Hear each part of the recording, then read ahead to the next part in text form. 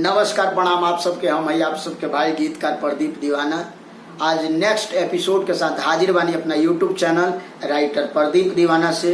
Please आप सब पहले एक बार चैनल के सब्सक्राइब कर दी और सब्सक्राइब के साथ आगे मजा लेवल जाओ एपिसोड के।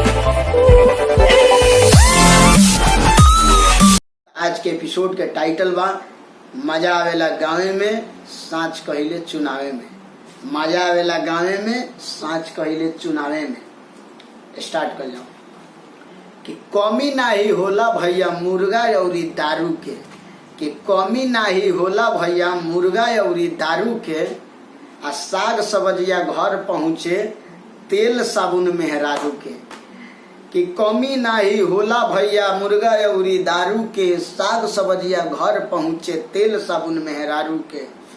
कि नेता लोग ना देर करेले दूध के चाय पियावे में, कि नेता लोग ना देर करेले दूध के चाय पियावे में। आ साँच कहिले गावे में मजा आवेला चुनावे में। जब चुनाव के दिन नियरा जाला तो कैंडिडेट लोग के सेवा करे के जब तरीका होला वो चाइनीज हो जाला, यानी चाइनीज वेराइटी से वो लोग सेवा करेले। साथ चट से आओ और सट से बजाओ आ जाओ, वो वाला सिस्टम हो जाला। वो चीज देख के लिखले बानी कि रिश्ता में जे चाचा लोग ये पाँव लागेले हाथ जोड़ के, कि रिश्ता में जे चाचा लोग ये पाँव लागेले हाथ जोड़ के। आ वोट के जब जब दिन नियराला रहेले हमरा अगोर के, कि रिश्ता में जे चाचा लोग ये पाँव लागेले हाथ जोड़ के। आ वोट के जब जब दिन नियराला रहेले हमरा अगोर के। इंग्लिश बियर महुआ मीठा, इंग्लिश बियर महुआ मीठा सब मिलेला तावे में। इंग्लिश बियर महुआ मीठा सब मिलेला तावे में। आ साँच कहिले गावे में मजा आवेला चुनावे में। जब चुनाव के समय नजदीक आ जाला यानी 5-7 दिन रहेला तब वो समय के सिचुएशन होला कि जे कैंडिडेट तारा से ना बोलत होई न वो कही का हाल बा।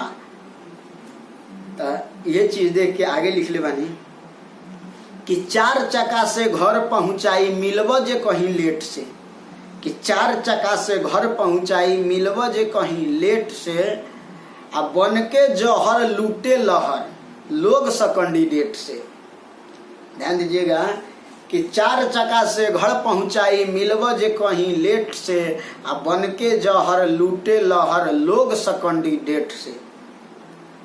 दिल खोल के खर्चा होला, कि खर्चा तो दिल खोल के होला वोटर अपन बनावे में। आ साँच कहिले गावे में मजा आवेला चुनावे में। एक साथ लास्ट लाइन पर आई, तनी ध्यान से सुने में। लास्ट लाइन इम्पोर्टेंट बा, जाओ तनी इम्पोर्टेंट बा ध्यान देम। कि नाश्ता के व्यवस्था होला खूबे नॉमिनेशन में, कि नाश्ता के व्यवस्था होला खूबे नॉमिनेशन में। आ देश विदेश तू कतही रहिया आ जाइ है इलेक्शन में। वोट के चोट से साथ निभाइया देश के ताकत बढ़ावे में, कि वोट के चोट से साथ निभाइया देश के ताकत बढ़ावे में। आ साँच कहिले गावे में मजा आवेला चुनावे